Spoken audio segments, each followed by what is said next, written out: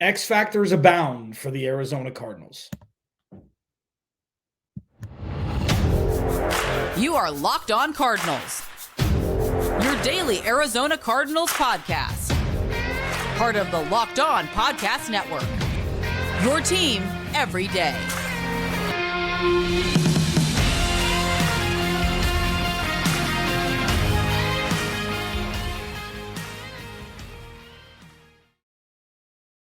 Cardinals, your team every day. Alex Clancy here. Follow me on Twitter at Clancy's Corner. Follow the podcast at Locked On AZ Cards. Thank you for making Locked On Cardinals your first listen each and every day, free and available wherever you find your podcast and on YouTube. Part of the Locked On Podcast Network, your team every day. You know, there's so much to talk about. And it seems like, well, it's getting into the dead season and DeAndre Hopkins is gone and blah, blah, blah. There's so much to discuss. First off, this episode is brought to you by FanDuel Sportsbook, official sportsbook of the NFL. Make every moment more. Visit FanDuel.com/lockedon to get started. And what I'm framing this podcast around specifically, this episode, I should say, are the X factors. And I know that that's a very, cliched term where it's overused and, whatever. And it's pretty much rinse and repeat the same thing over and over again. This is going to be a little bit different. Okay. So yes, I've got some players that I'm going to discuss in the next two segments who are X factors. And it's not for this season. It's not necessarily for next season. It's for all of it encompassed into one entity. And I'll explain what I mean. So take a guy like, I will bury the leader. Take a guy like Isaiah Simmons. I'm going to talk about him more in depth. The trajectory of Isaiah Simmons is such to where if he balls out this year in the new system with Nick Rowis and Jonathan Gannon, and they find a spot for him, that could save the Cardinals a draft pick in 2024. So something like that. Think of it like that. And overall, the Arizona Cardinals organization is one big bleeping X factor. We have no idea if it's going to be figured out. We have no idea if all of this is going to work. We have no idea who the quarterback in 2024 is going to be. We don't know anything. Do we have kind of an idea, an indication? Barring this, if not this, then this remains the same? Sure. We've got kind of. Let's stick with kind of. But all in all, from Michael Bidwell down, ain't nobody know what's going to happen. There's no surefire. This is something that's bankable. I've talked a lot over the years. Everydayers, again, if you've been around since 2017, thank you. If you started your everydayer journey today with Locked On Cardinals, thank you. Please go like and subscribe to the YouTube channel. I want to get to 3K by kickoff week one, and I'm well on my way. So thank you for that. Please DM me on Twitter. Nobody DM me in the last 2 days. If you want to start a conversation about something, let's talk. Segment ideas. What you want to discuss? Like let's have a debate. Whatever. I want to make this your podcast more and more every day. So with the Cardinals being just one giant X factor, it's with upside of an incredible plateau that maybe's never been reached by this organization. And it's got the other side of the not so great. And we've come out of this hamster wheel of definition of insanity when the last GM was GM. And yes, again, he had great moments, blah, blah, blah, blah. I get it. It's statistically the worst GM in the draft since he took over in 2010 or whatever it was, 2013, 2012, 2013.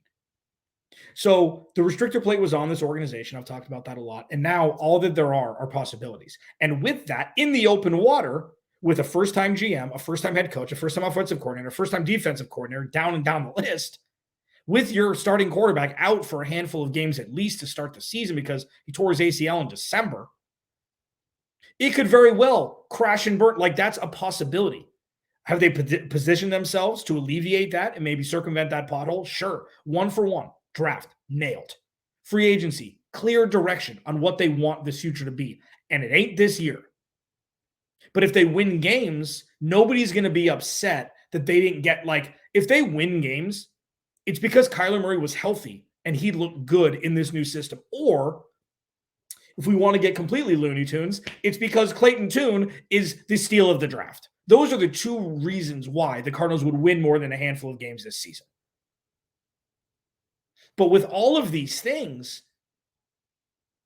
there's never been more of an unclear future for this organization ever. Well, I mean, in the last 20 years, let's say, come on. Like, unclear, meaning we have no idea what this experiment is going to turn into. This could be the precipice of something truly great. Nail the draft. Win a couple games. Have Houston and the Cardinals have the top 2 picks in next year's draft. The Cardinals can turn that into 6 first-round picks if Kyler Murray's the guy, and you can draft the future. And this team could legitimately be a Super Bowl team in 2025. Because remember, when you get first-round picks, you can trade them for players also. You don't have to utilize them. And if they were able to trade out of the first and second overall pick because Drake May and Caleb Williams garnered so much attention and so much draft capital that they couldn't say no, and that's the future blueprint of this organization, great. Say Houston wins 7 games this year and the Cardinals win 4, and they have the 3rd and 9th pick overall. It's a very different outlook. It's very different because you'll be out of the Caleb Williams sweepstakes, not just to draft him, but also to maximize the trade back potential. But then, if they win 5 or 6 games, Kyler Murray comes back and they win 2 of their last 6 games because he's still getting reacclimated. Like, it could be a total cluster with no clear direction on what they want to do with the quarterback position or pretty much in any other position. So do you see how there's and I know that every team has uncertain futures because we've never seen it before. We don't know what was going to happen in the future. But with the Cardinals, it's not cut and dry where it's like this is going to work or it won't. It's varying shades of both. And I think that's true for most cases. But the potential for the absolute greatness after 2023 is getting the first 2 picks overall and figuring out what you want to do after that. But with this process, there are players who play the games. You come to Locked On Cardinals for the real hard-hitting stuff, the real deep analysis. Players play this game. It's not played on paper. It's not played on Madden. It's not played on, with tic-tac-toe or flipping coins. So there are X factors that the Cardinals have currently on their roster that can pave the way one way or the other for the future of this team. Which players are the biggest X factors? I've got 2 offensive and 2 defensive. And just to let you know, I'm taking Kyler Murray out of it. Because obviously he's the biggest one. I can talk 15, 25 minutes about Kyler Murray. I'm not going to do that today. I'm going to talk about the other players. And I'm going to hit that next, Locked On Cardinals, as we roll on this beautiful Monday edition of the show. This episode of Locked On Cardinals is brought to you by FanDuel. Make a fast break to FanDuel during the NBA playoffs because right now, new customers can get a no-sweat first bet up to $2,500. That's $2,500 back in bonus bets if your first bet doesn't win, okay? And like the same game parlays, Tyler Rowland of Locked On Titans, he and I host Locked On NFL Thursday. He constantly talks about the same game parlays. You take a couple bucks, you bet on a bunch of different over-unders in one bet. You can win a whole bunch of cheese from a small bet. And FanDuel's got that and so much more. So much more as it pertains to the sports betting world. There's no better place to bet on all the playoff action than America's #1 sportsbook. Visit FanDuel.com/lockedon and get a no-sweat first bet up to $2,500 on your first deposit. That's FanDuel.com/lockedon. FanDuel, official sports betting partner of the NBA. So the entire Arizona Cardinals organization is an X factor. Okay. It is.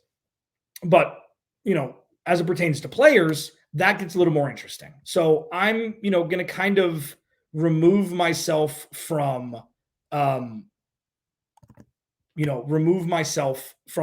Murray, and kind of look at the other players. Well, sure. I can do an entire Kyler Murray segment or an entire Kyler Murray podcast. If you want me to do something like that, send me a DM on Twitter. I've got content all day that I can talk about. If there's something you specifically want to hear, I'm here for it. Giddy up.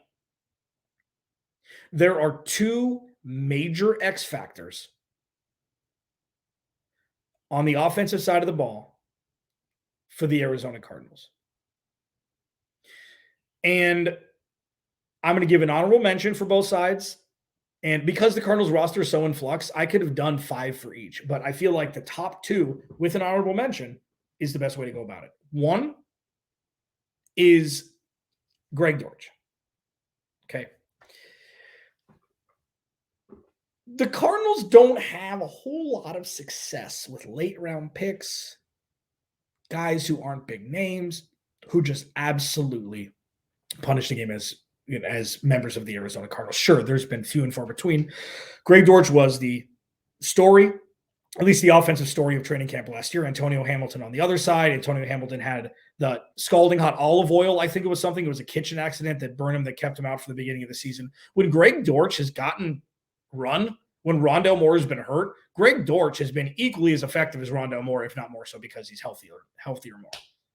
So with this offense being kind of an amoeba and not really knowing what it's going to look like for the future, especially with Hollywood Brown's contract up at the end of the season, is Rondale Moore going to stay healthy? What is Michael Wilson going to do? Like, there's so many things in flux. Trey McBride and Zach Ertz, when Zach Ertz comes back, what's that going to look like, etc. Greg Dortch, all he's done is produce. Has he had 1,000-yard seasons? No. Has he had the opportunity to? No. Is Kyler Murray going to be back in week 1 and it's going to give him the best chance? No. Can Clayton Tune give him an opportunity to really show his merit in a season that could potentially be lost in a win-loss scenario, but not in a culture building and foundation building for the future? Of course. Greg Dortch is the ultimate X factor on offense. And he's a great story too. And the Cardinals organization needs to start, and you can't force stories. You can't force it. Like, if Andy Isabella would have come back last year and just been an absolute baller, it would have been a great story. Okay. Didn't happen.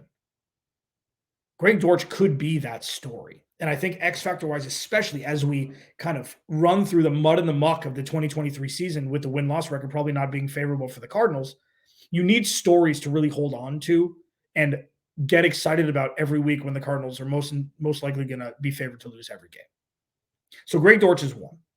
And then the other one for me, for the future, not only for this year, but for the future, because what we're looking for this year with the Cardinals is the Cardinals to be able to save draft picks because they already have players on the roster of that position in depth. So Greg Dortch would be a great depth guy, could be a wide receiver too light. We have no idea. The other one is John Gaines, the second. This is a massive, massive X factor. Sure. Paris Johnson Jr., that you can't qualify him as an X factor because he was a first round pick. Like, it's completely different. John Gaines is a guy that if he can come in and play center right out the gate with Rodney Hudson leaving the uncertainty of the center position over the last handful of years, with Rodney Hudson out and them trying to fill it with Max Garcia or Sean Harlow or whoever it may be, if John Gaines can come in and be a steal from the 4th round and be the center for the Cardinals for the next 2 years and be able to run block and pass protect and have that, pocket be deep enough for Kyler Murray to dance around a little bit in it, complete X factor. That would change the trajectory of this organization because they wouldn't need to go out and draft an interior lineman. It would probably be a top round in next year's draft. So if they could do that and skate around having to do that because they found somebody who fell into their lap in the 4th round out of UCLA,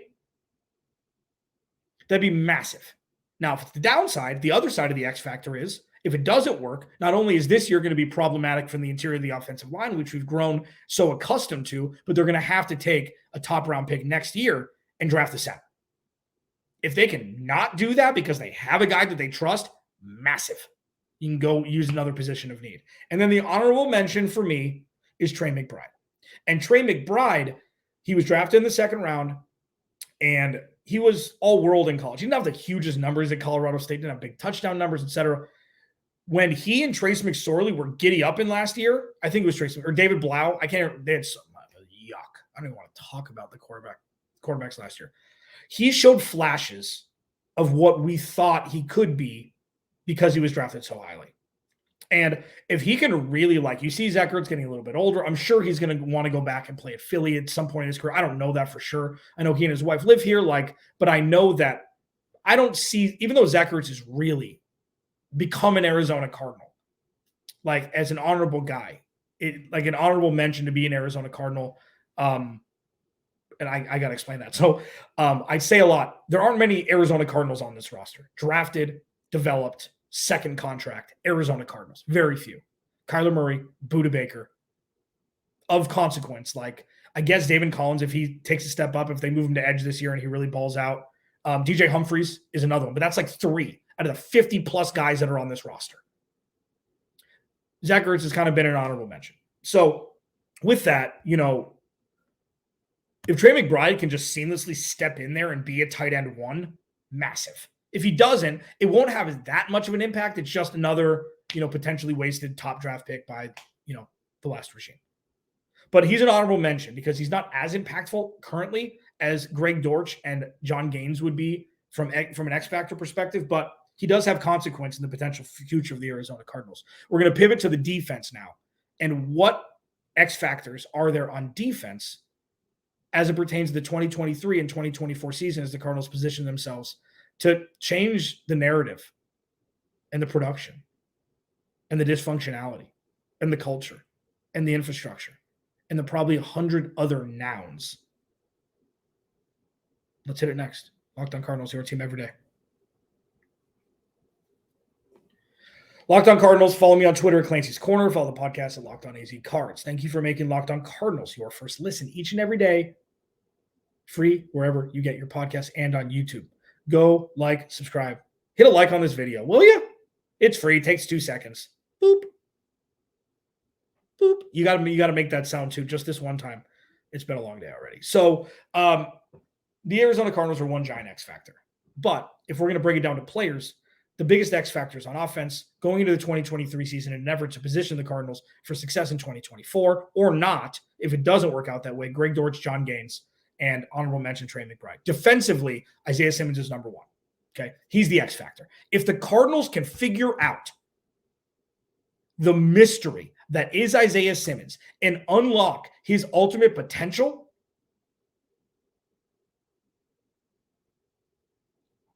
they could save a first-round pick. They've got a guy in-house, 6'3", 250, sub 4.5 40.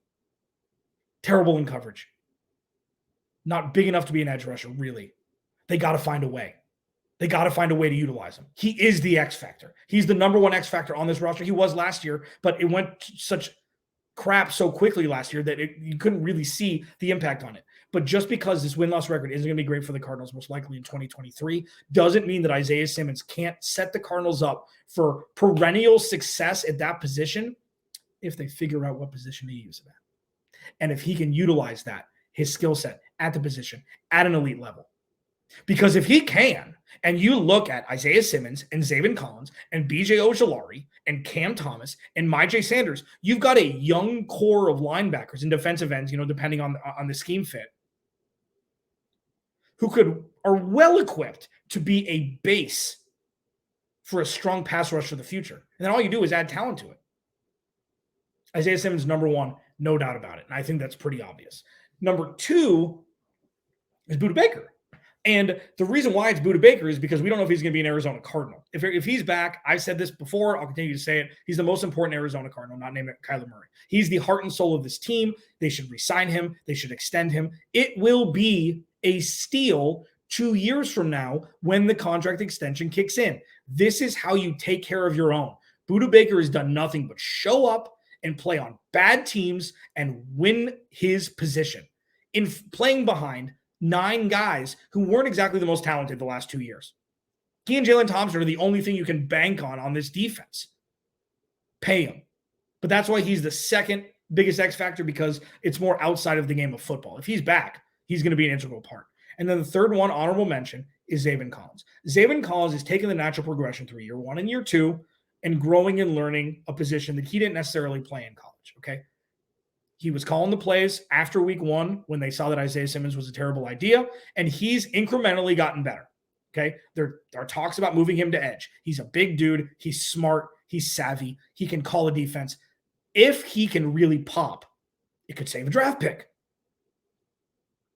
If that's the last gift that Steve Keim left for this organization, wouldn't be so bad. Trade for Hollywood Brown, we'll see what happens with that. But the actual draft pick that he made in the first round, we'll see. I am fascinated to see what Zaven Collins is going to bring. Because, again, remember, and I will leave you with this, 2023 should be looked at as culture, infrastructure, functionality, leadership, and the new coaching staff getting their feet wet, coaching in positions they have never coached before in the NFL. It's not about win-loss. It's about changing the structure of a dysfunctional and perennially losing organization. And every little baby step that can get the Cardinals away from the past and closer to the new goal is a huge win, not only for the team, for the players, but for the fans. Locked On Cardinals. I'll talk to you.